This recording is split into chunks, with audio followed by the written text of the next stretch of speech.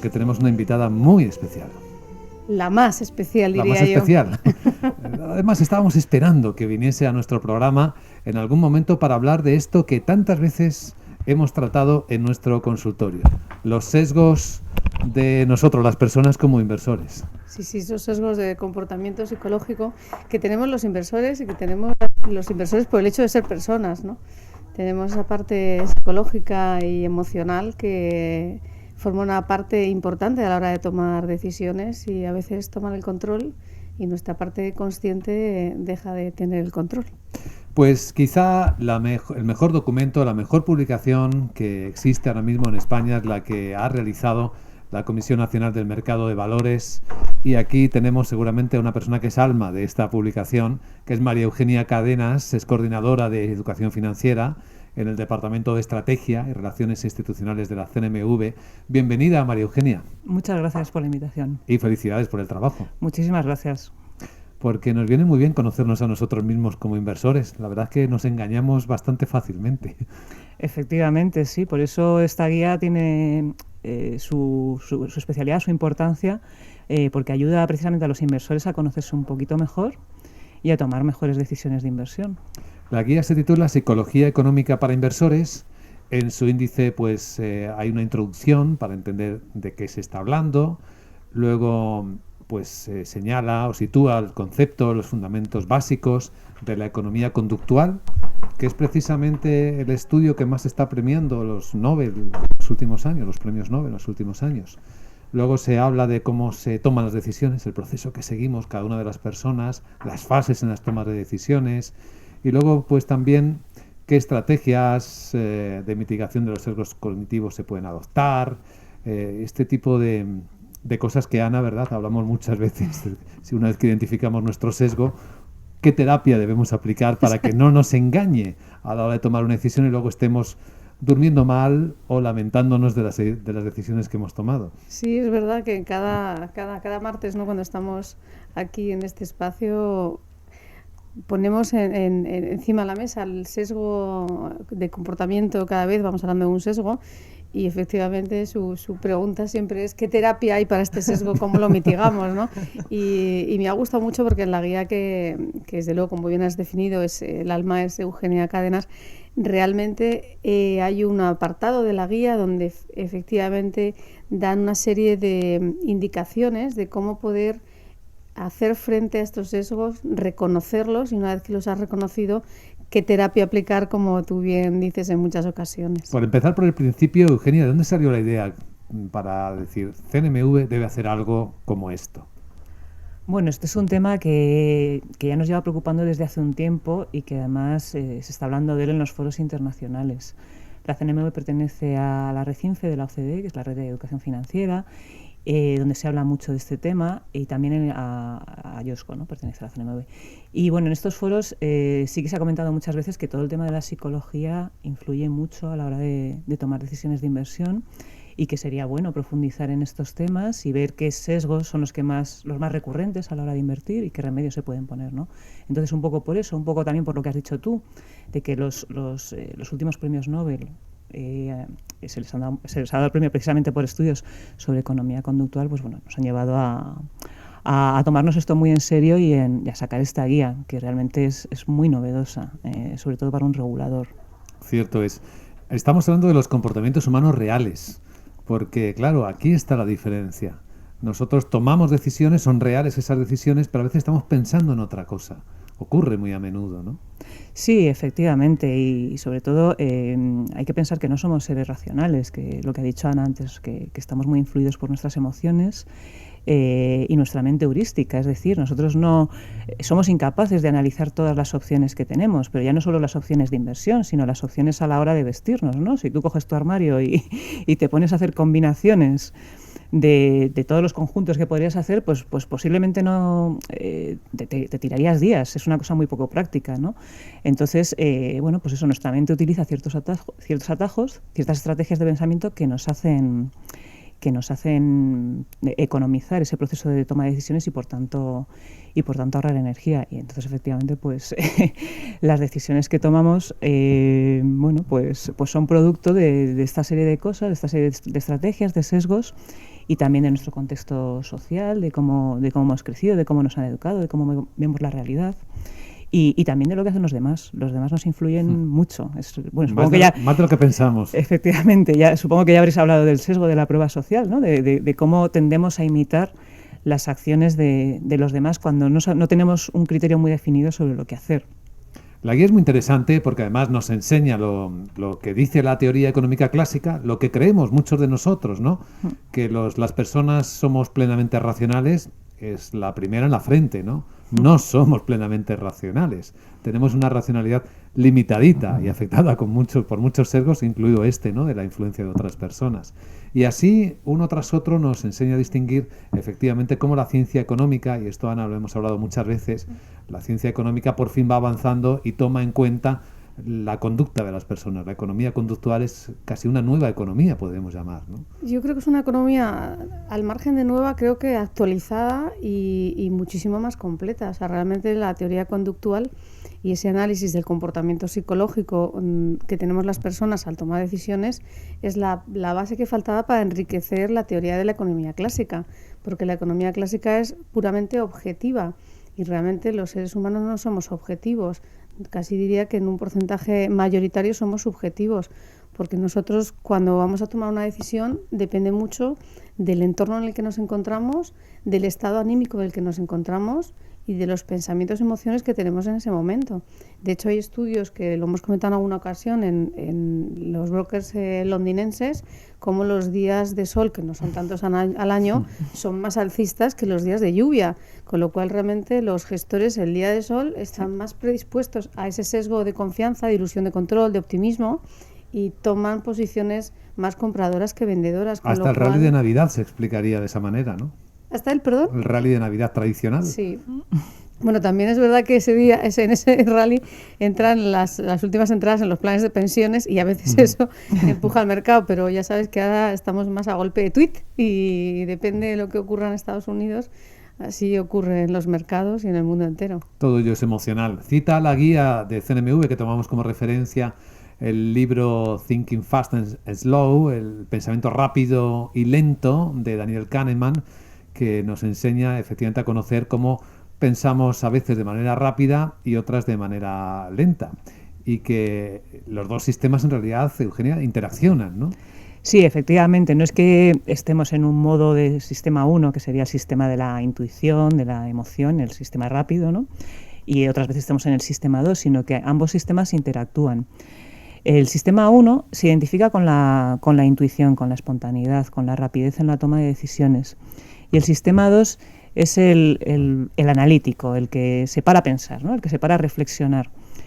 Estos dos sistemas interaccionan. Lo que pasa es que la mayoría de las decisiones que tomamos a diario, el 70% de las decisiones, las toma el sistema 1. Es decir, son decisiones muy rápidas y muy intuitivas. Y únicamente el 30% las toma el sistema 2, que son pues aquellas decisiones que el sistema 1 no es capaz de resolver y necesita delegarlas de alguna manera en el sistema 2, es decir, pasarlas por un proceso de análisis más profundo. Habitualmente esta interacción funciona bien, lo que pasa es que el sistema 1 pues tiene ciertos sesgos, ciertas tendencias a funcionar de una determinada manera, que a veces da buenos resultados, pero a veces nos lleva a un juicio un poco desacertado, ¿no? Que es todo el tema de los sesgos. Los sesgos se dan en el sistema 1. Y es lo que nos puede llevar a tomar una decisión pues poco acertada. En el sistema 1, pues en este documento se han identificado o se han aislado 12 sesgos, creo, ¿no? Una docena. Sí, son 12 sesgos, pero hay muchos más. Hay más, ¿verdad?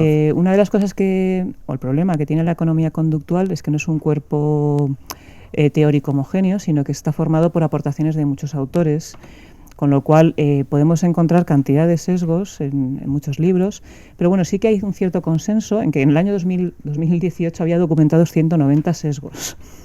En la guía hay 12 porque son los más recurrentes en el mundo de la inversión, pero hay muchos más. El primero es el exceso de confianza. Recientemente lo hemos tratado precisamente en un consultorio. Los voy a contar así muy por encima. Exceso de confianza, ilusión de control. Simplemente con el enunciado muchos de nosotros lo vamos a identificar. El sesgo de confirmación, el de anclaje, la autoridad, sesgo de autoridad, el efecto halo, prueba social, descuento hiperbólico, aversión a las pérdidas, este sí que todo el mundo lo siente muy cerca, el sesgo del status quo, la predisposición al optimismo y la falacia del coste hundido. Eugenia, ¿hay alguno que sea más, que prevalezca más en los inversores que otro? Esto ya es, me imagino, una opinión personal, ¿no? Sí, una observación personal. Sí, vamos, una apreciación personal sería que el que más prevalece es el de confirmación. Es decir, la tendencia a buscar informaciones que corroboren mis ideas previas. Imaginemos que tenemos, que hemos decidido contratar un determinado producto de inversión, pues porque me parece fantástico y estoy convencida de que me va a dar muchísima rentabilidad, y solo me fijo en aquella información que confirma esa opinión. Pero no me fijo en que a lo mejor hay un informe que contradice esa opinión y que dice que ese producto pues es desastroso o que no me va a dar la rentabilidad que yo espero. Bueno, pues eso los que se enamoran de valores, ¿no? Efectivamente, se produce como un enamoramiento, como una ceguera hacia ese producto en concreto. Y otro sesgo también que es importante es la predisposición al optimismo. El pensar que las cosas malas solo les ocurren a los demás y que a nosotros solo nos ocurren cosas buenas. Pues esto también tiene su perjuicio en el mundo de la inversión. Claro, si siempre piensas que te va a ir fenomenal, pues rara vez vas a ver que algo te puede salir mal, ¿no? Sí, es cierto, y tendemos todos a decir, yo soy optimista por naturaleza. Claro, el mundo de la realidad es real, no es ni optimista ni pesimista, ¿no? Es real. Y tendemos a mezclar, a introducir la emoción o a vestirlo de la emoción al mundo real, y ahí nos equivocamos, claro. Claro, efectivamente. Y luego hay un sesgo que no está en la guía, pero yo creo que también es muy nocivo, que es el sesgo del punto ciego, que es el negar que tengas sesgos. Yo habitualmente, las personas con las que hablo de este tema siempre me dicen, uy, pues yo tengo todos los sesgos, los de la guía y muchos más. Pero también me he encontrado con personas que me dicen, no, yo no tengo sesgo, yo soy completamente racional, mis decisiones son plenamente racionales, y yo me quedo mirándolos como, bueno, pues pues qué suerte tienes, ¿no? Pero realmente eso es un sesgo de por sí, el negar que tienes los sesgos, porque ya... Ese sería otro sesgo, sería en sí mismo. Sí, en sí mismo es un sesgo porque te está impidiendo ver cómo funciona realmente tu pensamiento. Piensas que eres completamente racional cuando realmente no es así. Todos tenemos emociones y en algún momento nos dejamos llevar por esa faceta, ¿no? Puedes ser más o menos racional, más o menos emocional, pero siempre tenemos esa faceta. No hay personas en las que no exista. Sí, yo por apuntar un poco, ¿no?, como dice Eugenia, ese sesgo de confirmación, que estoy completamente de acuerdo, claro, también se une con el sistema de creencias que tenemos cada uno de nosotros. Entonces hay una serie de creencias que no son modificables, ¿no? Como pueden ser las creencias religiosas, las creencias políticas. Entonces las personas nos vamos acercando a personas que tienen unas creencias similares a las nuestras, con lo cual, bien sean amigos, familia o entorno familiar o profesional, ese sesgo de confirmación se busca en función también de cómo nosotros creemos que son las cosas. Entonces, el sesgo de confirmación reafirma nuestra creencia, dándole más peso aún a nuestra creencia, donde más fácilmente se ve, desde luego, es en el tema político y religioso, ¿no? Que son creencias que, si las personas que están a tu lado no creen como tú o no piensan como tú, realmente desestimas una amistad o desestimas tener un tipo de relación o de profesional o personal con esa persona. Entonces, claro, el sesgo de confirmación, estoy completamente de acuerdo que es el que se manifiesta no solo en las decisiones de inversión, ¿no? Por eso lo traigo desde el punto de la creencia, de donde nacemos, donde vivimos, y eso es lo que vale. Es curioso cómo los sesgos se mezclan, se observa cómo se mezclan en nuestra vida, ¿no? Porque podríamos mezclar también el sesgo de autoridad, el conceder a determinadas personas más crédito que a otras, y estás en cierto modo reforzando otros sesgos junto con este. Claro. Ocurre que se juntan, se mezclan y se potencian, ¿no, Eugenia? Sí, efectivamente, el sesgo de autoridad también es un sesgo muy, muy recurrente, ¿no? Cuando das peso a la opinión de determinada persona por el hecho de ser quien es. Eso también te provoca una ceguera. O sea, al final, los sesgos, ¿qué es lo que hacen? Alejar esa decisión de la racionalidad. O sea, toda esa persona, ¿por qué le haces caso? Pues es como es, pero a lo mejor está diciendo una cosa que no procede, ¿no? Sin embargo, como es esa persona, pues le haces caso. Y es más, ahí juntas el sesgo de anclaje y anclas la información en que, como le has otorgado el sesgo de autoridad a la persona, pues has anclado la información y lo que tiene más valor es lo que ha dicho esa persona y así lo anclamos en nuestra mente y desde ahí es donde tomamos la decisión, ¿no? Examinemos cómo tomamos decisiones de inversión. Tengo la guía delante, la guía de CNMV que estamos comentando, y a ver si lo hacemos todos igual. Aquí lo primero que dice la guía que hacemos antes de invertir es que buscamos información. Buscamos los productos, buscamos la entidad, buscamos, imagino que lo que la gente dice. Luego seleccionamos y contratamos el producto, el que sea. Luego hacemos un seguimiento del producto. ¿Esto es así para todos? Supongo que sí, es un camino muy sencillo. Bueno, es un proceso estándar. Puede ser que hayas buscado información, que luego selecciones el producto, por lo que sea no te acabe de convencer y vuelvas otra vez a la fase previa, ¿no? Que busques otro producto. Pero vamos, básicamente yo creo que estas 3 fases sí que se pueden identificar en cualquier persona. Y en esas 3 fases se reparten los sesgos, aparecen los sesgos. Sí, hay sesgos que están todos presentes, pero algunos pues inciden más en unas fases que en otras. ¿Hay algunos más poderosos que otros, crees, en alguna de estas fases? ¿Los más fuertes, dónde los situarías? Yo es que soy una enemiga de darles de hacer ranking. No de eso, sino, quería decir que vuelvo a recalcar el tema del sesgo de confirmación. Yo es que creo que ese sesgo es muy destructivo en este tipo de temas y, de hecho, está presente en todas las fases. ¿Cómo? Claro, ese sesgo de confirmación te lleva al sesgo ciego, porque estás solamente confirmando aquello que es lo que crees o quieres ver, con lo cual el punto ciego se manifiesta por omisión en contraposición del sesgo de confirmación. Es realmente peligroso el sesgo de confirmación, junto con el del optimismo, porque si crees que todo va bien y además lo confirmas, pues la inversión va a ser positiva seguro. Bueno, la información ya es de por sí algo muy útil, ayuda a conocernos, pero hay una segunda parte, son las recomendaciones, cómo combatimos estos sesgos, cómo mitigamos que aparezcan en nuestras decisiones de inversión. Ahí en la guía también hay una serie de ideas recogidas, ¿no? Sí, esa quizás es la parte más novedosa de la guía, por desconocida. Es lo que se llama el deviating, que son las técnicas de mitigación de sesgos. Los sesgos no se pueden eliminar. Todos los vamos a tener siempre, todos, pero sí se pueden mitigar. Entonces lo que pretendemos en esta guía es dar una serie de consejos para mitigar la incidencia de estos sesgos. La primera recomendación, la educación financiera. Eso es básico. O sea, al tener una educación financiera, sobre finanzas personales y también sobre qué es esto de los sesgos y cómo influyen, es algo que nos puede ayudar. Cuanta más información tengamos, previsiblemente mejores decisiones tomaremos. Y luego hay técnicas más psicológicas, como puede ser pues pensar que la inversión en la que tú estás, que tienes proyectada, puede salir mal. No tiene por qué salir bien siempre. Entonces, pensar qué pasa si sale mal, y si sale mal, ¿por qué ha salido mal? Y si sale mal, ¿cómo me sentiré? Y si yo podría tolerar ese sentimiento, ¿no? Si yo me podría sentir, podría tolerar el sentirme muy mal por haber fallado en esa inversión. Y ver qué tipo de remedios puedo adoptar, ¿no? Es más fácil adoptar remedios cuando te has puesto en el futuro, cuando te has situado en el futuro y ves que ha ocurrido una situación no deseada, que verlo desde una fase previa al realizar la inversión. Y bueno, luego hay más técnicas como es la generación de alternativas, es decir, no enfocarse en un solo producto, sino pensar que hay otros productos que también pueden encajar con tu perfil de inversor y que te pueden ir bien, la generación de alternativas.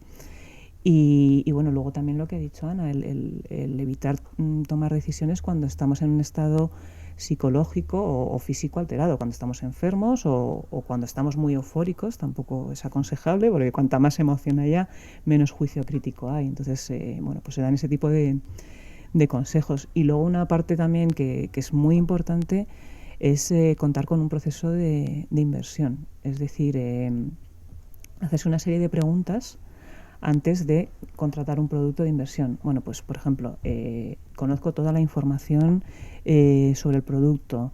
Este producto es adecuado para mi perfil de inversor. ¿Por cuánto tiempo quiero hacer la inversión? ¿Para qué la quiero hacer? En fin, haces una serie de preguntas que pueden ser personales o, nosotros en la guía ponemos unas cuantas, unas preguntas estándar, pero pueden ser otras más personales para que el inversor se haga antes de tomar la decisión de inversión. En el fondo es racionalizar en la medida de lo posible el proceso de inversión para alejarlo de estos sesgos. Es un trabajo que hay que hacer. Sí. El error principal está en cometer impulsos, ¿no? En no pensar las cosas, en hacerlo porque alguien me ha dicho qué, cosas por el estilo. Efectivamente, sería pues trabajar más con el sistema 2, con el del que hemos hablado antes, que lento. Efectivamente, llevarlo más hacia el sistema analítico, más racional, y alejarlo del intuitivo, del emocional. Yo le pregunto a Ana muchas veces por estas terapias, ¿no? Si alguien ya se ha equivocado, ¿cómo le ayudas a escoger el camino adecuado? ¿Da marcha atrás o empieza a formularte las preguntas correctas y respóndelas, claro? Qué importante es, ¿no? En ese momento en el que el inversor se ha equivocado o la inversión no ha salido como esperaba, realmente escribir todo lo que le ha pasado, dónde cree que se ha equivocado y cómo se siente. Y quizá ese mismo texto guardarlo para cuando vuelva a hacer una inversión, que sepa que eso es lo que le puede suceder si no sale tal y como esperaba. O sea, esas listas de comprobación, ¿no?, que hablaba Eugenia, ¿no? Es decir, tienes que hacer tu listado de preguntas y tu escenario de cómo crees que te puedes sentir, pero para mí lo mejor es en ese momento escribir cómo te sientes. Pero vamos, dudo mucho que un inversor en un momento de grandes pérdidas piense que se tiene que sentar a escribir. Probablemente está en otras emociones y no se plantea escribir, pero creo que es fundamental que si no lo hace en el momento, porque es muy difícil hacerlo, sí que sentarse y hacer ese ejercicio de visualización, de como si estuviera en un teatro, sentarse en una butaca y visualizarse a sí mismo qué pasó aquella vez cuando ocurrió aquello que no le gustó. O sea, cómo se sintió, qué hizo, qué motivaciones tuvo, qué pensamientos tuvo, y escribirlos. Es una manera de volver a una situación pasada, a un estado en el que hoy no puedes estar, sino que tienes que conectar con ello y poder tomar unas notas que te sirvan para posteriormente objetivizar un escenario de rentabilidad no esperado o negativo que te va a llevar a tomar una decisión más consciente de si asumes el riesgo de lo que estás haciendo o si por el contrario no quieres que se repita esa situación, porque los mercados son cambiantes y lo que sabemos es que no controlamos nada, con lo cual la ilusión de control es el primer sesgo que tiene que estar en la lista. No puedo controlar nada. A partir de aquí voy a contestar las siguientes preguntas. Me recuerdas a ese protagonista de una película que se escribía cartas a sí mismo para ser abiertas 10, 20 o 30 años después. No estaría mal, ¿verdad? Es decir, cuando he comprado esto y espero que me pase esto con este producto de inversión. Y cuando han pasado 10 años, volver a abrirlo y ver si había sido víctima de sus propios sesgos o no. Sería una buena experiencia, ¿no? Sería un buen ejercicio, sí. No sé, debemos empezar nosotros por hacerlo, ¿no? Sí, no está nada mal, la verdad. Bueno, es una buena idea. Esta guía a la que nos estamos refiriendo está accesible a todo el mundo, es una guía descargable, ¿verdad? Digitalmente en la página de CNMV. Sí, está en la sección del inversor de la CNMV, y también os quería comentar que esta guía está complementada por un curso online. Ajá. Muy interesante, un curso práctico para cualquier persona sobre los sesgos, sobre cómo funcionan, con ejercicios prácticos, con ejemplos, y es muy didáctico y lo recomiendo a todo el mundo. ¿Hay exámenes en el curso? ¿Y certificado final de salgo sin sesgos? Hay alguna pregunta, sí, pero bueno, no ponemos nota. Si sales sin sesgos, algo hiciste mal, seguro. Sí, o sea, no eras tú. Tienes el sesgo del punto ciego. Respondía un robot o algo por el estilo, ¿no? Porque esa es la otra. Ahora que estamos con las decisiones de inversión automatizada, a ver si les estamos también introduciendo a esos algoritmos nuestros sesgos humanos. Bueno, eso es una discusión también. ¿Verdad? Claro, efectivamente. Yo creo que en esta debemos abrir un segundo capítulo, ¿no? Porque estamos muy confiados en que efectivamente las decisiones automatizadas eliminan los sesgos, pero ¿y si los estamos programando junto con el algoritmo? Claro, ¿cómo sacas al ser humano de la toma de decisiones a la hora de definir un algoritmo? Cuando es el ser humano el que está definiendo ese algoritmo. Exacto, y el ser humano tiene sesgos por naturaleza. Tiene varios capítulos, diría yo, ¿no? La respuesta será imposible separar al ser humano de cualquier decisión que sea humana, ¿no? Y la inversión es quizá una de las actividades humanas más interesantes, que más hablan y mejor de nosotros y que más vida nos dan y que más nos obligan a pensar en el futuro, en nuestros objetivos. Esa es la parte rica, ¿no?, del mundo de la inversión y que no todo el mundo identifica, que nos hace sentirnos mejor como personas, ¿no?, más conscientes. Esto me lo he sacado yo del bolsillo, ¿sí? Eso no está en las recomendaciones finales de este documento de CNMV. Bueno, pues esta es una de las actividades en educación financiera. Hay más, ¿no?, en las que estáis, ya podemos recordar de paso, ¿no? Hay más actividades en educación financiera que continuamente hacéis todos los años. Sí, en la CNMV estamos sacando publicaciones, bueno, pues anualmente, o haciendo cursos, damos charlas, en fin, tenemos una actividad muy, muy intensa. En breve vamos a sacar una ficha sobre finanzas sostenibles y tenemos también planificado una de FinTech, o sea que bueno, no paramos. Grandes temas del momento, por cierto, de interés creciente. De hecho, yo creo que a nivel europeo España es de las plazas más avanzadas, si no la más avanzada, siguiendo directivas de ESMA con el estudio que acaban de realizar sobre finanzas conductuales. Sí, bueno, sí, ahí nos hemos puesto a la cabeza, tanto en Europa como en los países de la OCDE, porque es una publicación muy, muy novedosa, tan práctica y tan enfocada al inversor. Pues felicidades por ello y la invitación compartida a nuestros oyentes a echar un vistazo a esto que eleva nuestra educación financiera.